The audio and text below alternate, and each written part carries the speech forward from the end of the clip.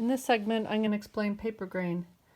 Commercial papers have a pronounced grain that goes in one direction because most of those commercial papers are made on a roll, and as the paper is from liquid going into a solid paper, it runs through a bunch of conveyor belts, and so the paper fibers generally jostle themselves into a general direction.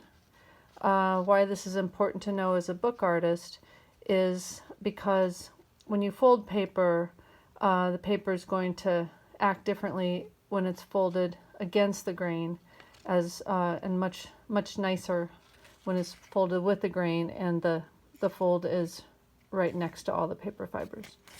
A general rule of thumb is to keep the paper grain in all your materials in your book going the vertical direction.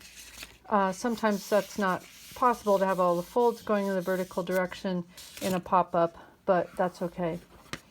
Your book board has these marks on it on one side, and that tells you what the paper grain is.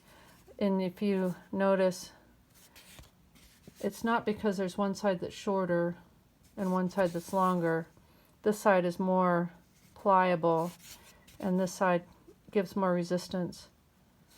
So your book board will be used this direction with the grain vertical.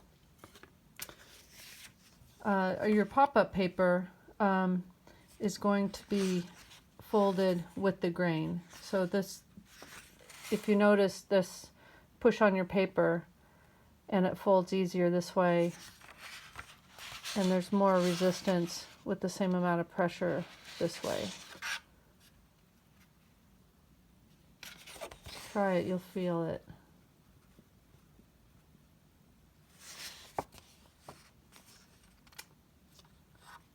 Handmade papers don't have any paper grain because they're made sheet by sheet in a mold, and you can tell in part because of the decal, but not necessarily so, because some sheet by sheet commercial papers are made with a decal, a fake decal. But when I push on this paper, it feels like it has the same resistance because all the paper fibers are going every which way because it was made in a mold as one sheet at a time. Same with this one. A little bit thicker paper,